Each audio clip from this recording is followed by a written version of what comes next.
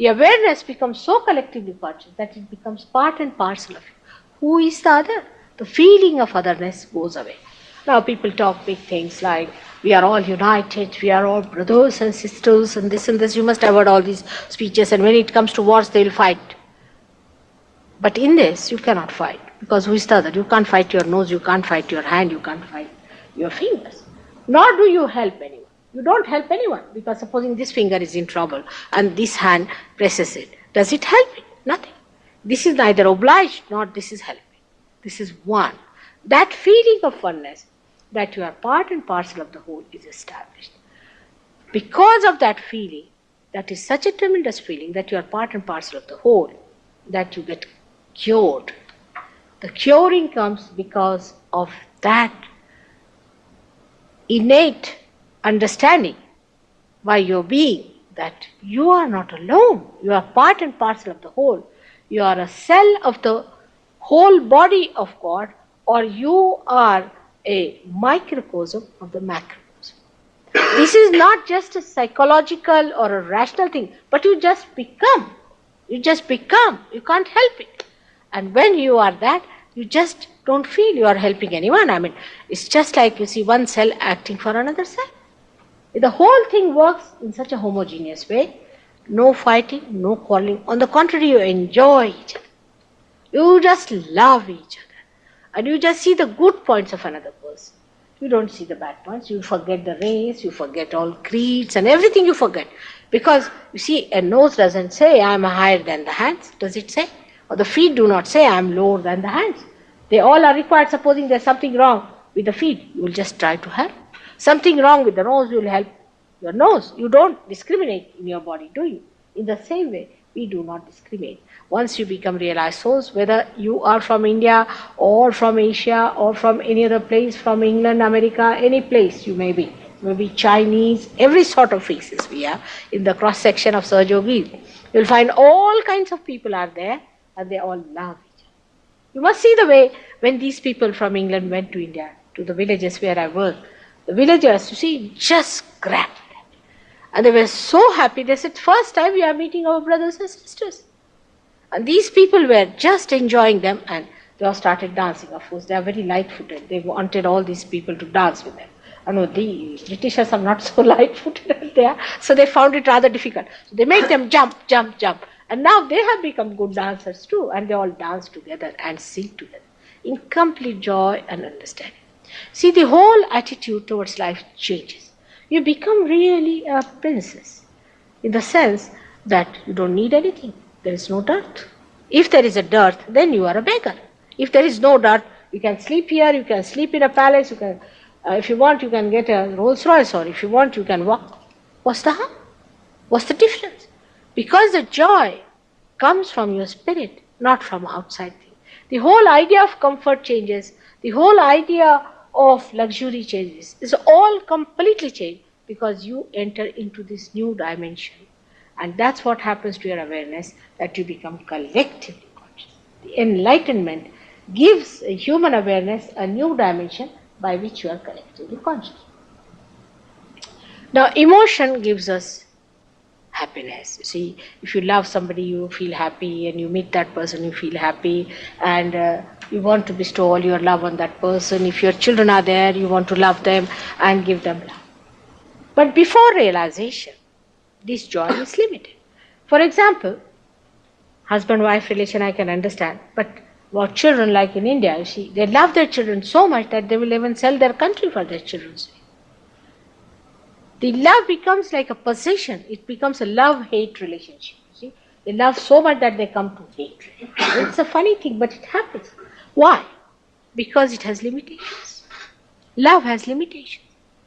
It's not infinite. But when you get your love enlightened, you get joy. There's no material give and take, but you enjoy each other. In Calcutta, first time, on my way to America, I was staying in a hotel. There were other surgeons, 5, 6 surgeons staying with me in other rooms.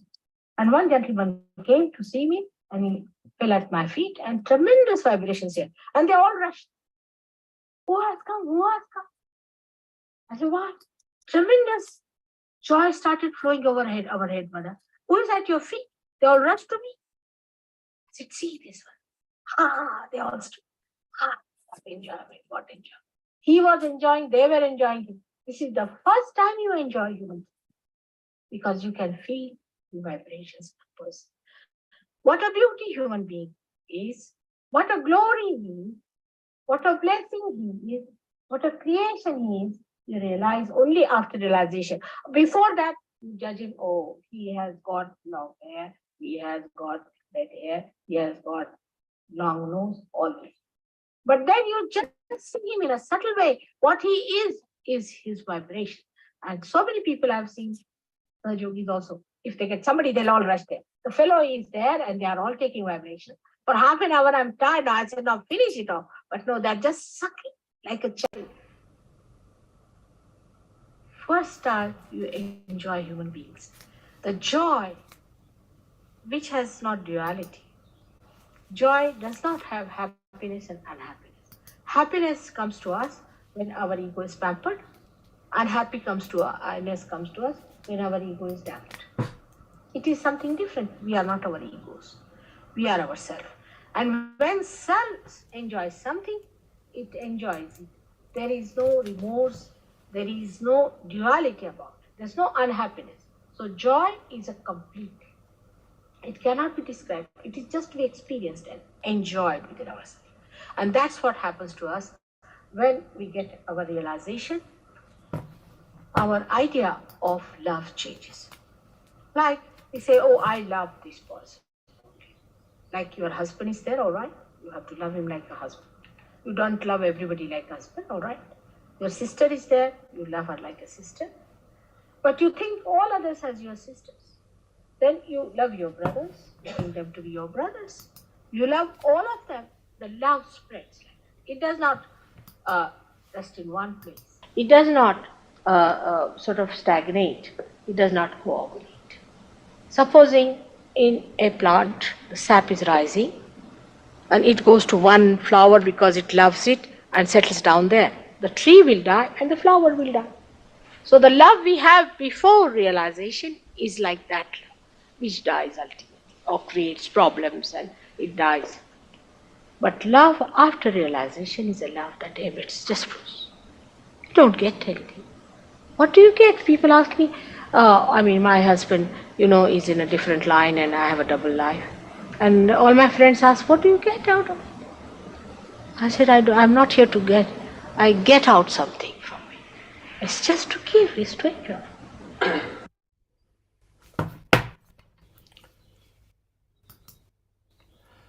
Okay, so another little glitch which prevented the video being seen, but actually, of course, Sri Mataji's words are the most important and carry the most vibrations and have the most effect on us. So nothing was happening with Sri Mataji talking, so I'm sorry about these technical things we've had tonight. This is what happens with some of the electrics these days, electronics. It's still wonderful how we can all be together through the airwaves and that the vibrations flow through the airwaves and the ether. So now let's just continue in the meditative state, settle ourselves back again. And through this wonderful energy of Param Chaitanya, we all get connected at Sahasrara, we all get connected to each other, we get connected to the whole, we get connected to divine energy. That's all around us and, of course, within us.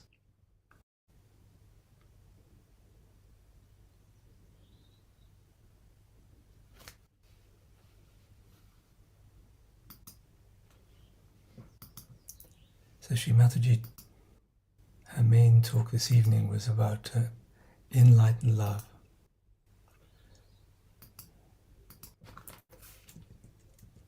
I think this is where we can look ourselves at our love to our family, our children, a moment of introspection on our emotions. And can we let ourselves, our emotions, our thoughts be enlightened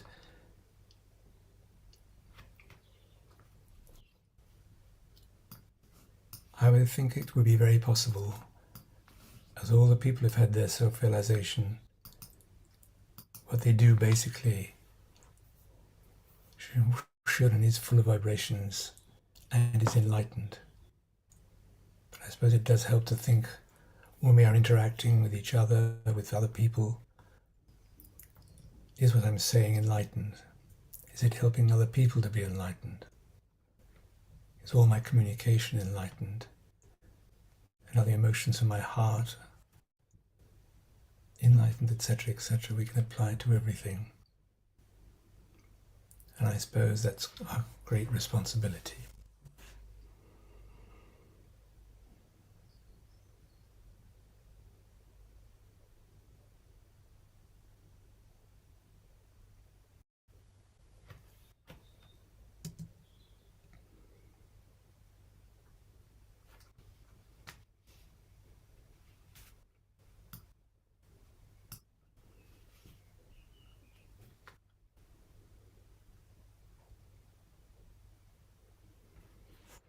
Just for a second, let's all send gratitude up.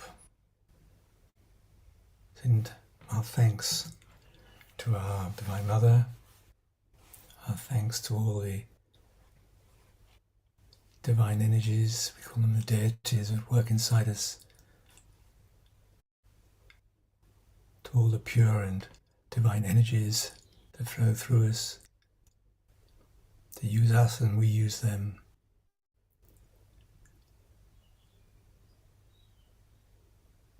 Thank you very, very much for my enlightenment, for my self-realization, and for the awakening of my Kundalini. Thank you for my connection with the all-pervading power, with the whole.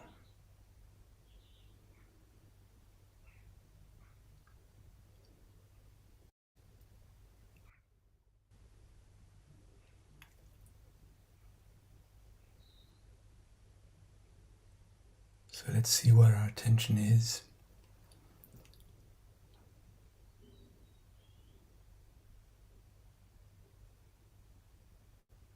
And bring it back to the top of our head, where this extraordinary power and energy flows. It flows according to our thoughts and our feelings. It can suddenly flow quite spontaneously.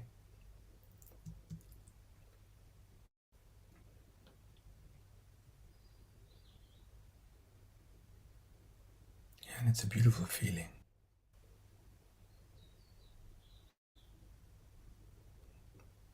And again, I give thanks. I give thanks for this.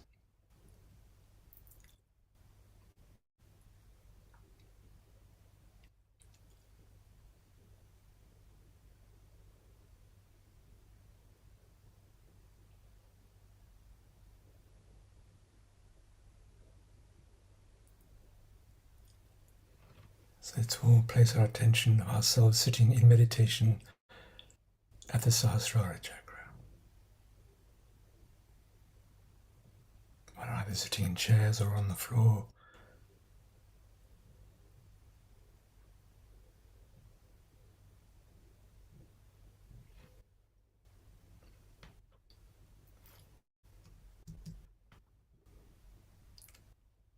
And the same pose and situation is now in our Sahasrara.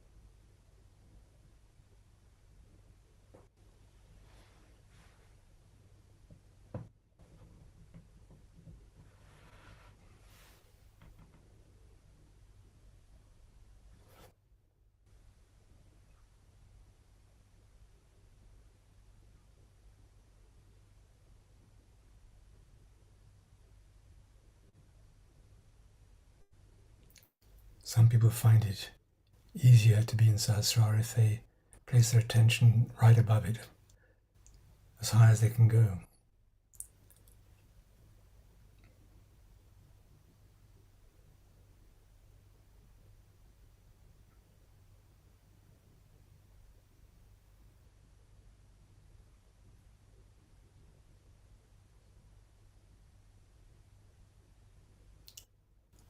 Some place their lotus feet of Srimataji at Sahasrara as well, to help with our attention.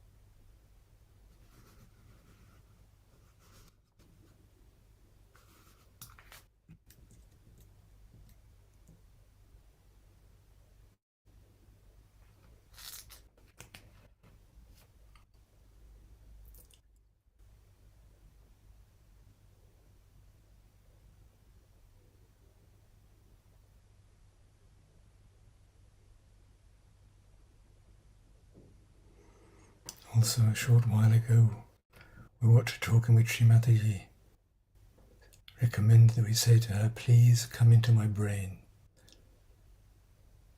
Please enlighten my brain. We're all used to asking her to come into our heart. So we can again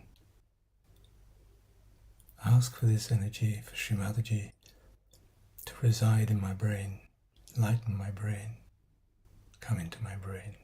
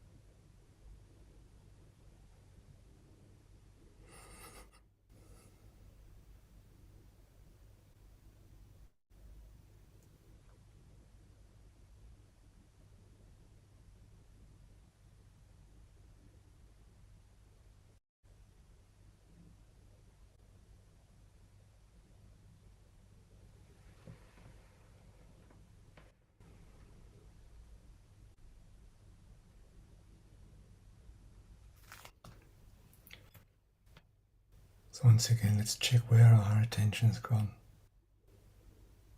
and bring it gently back up to the Sahasrara.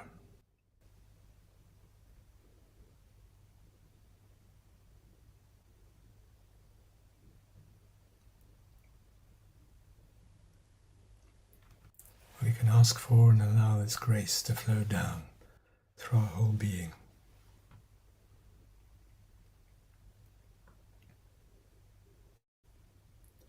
And make our yoga, make our connection with the whole strong and clear.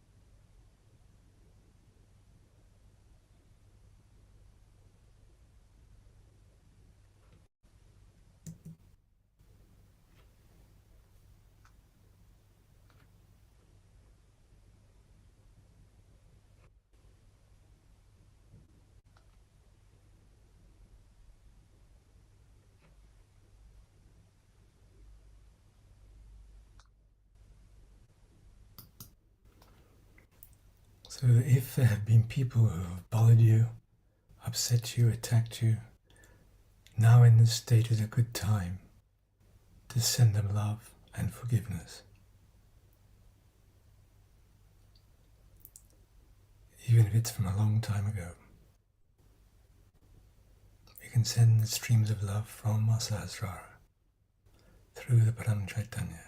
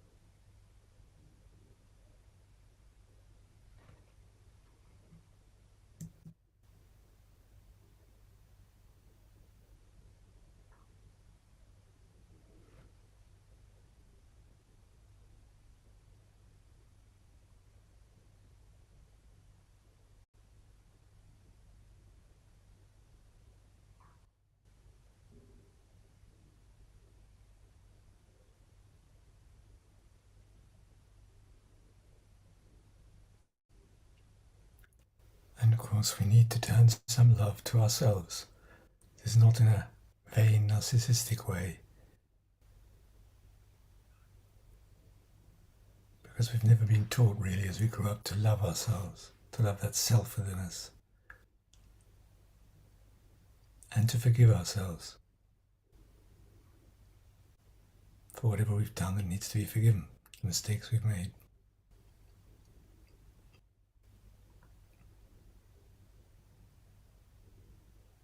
And that pure forgiveness of ourselves and others releases so much weight and heaviness and chains and obstacles for us to evolve further.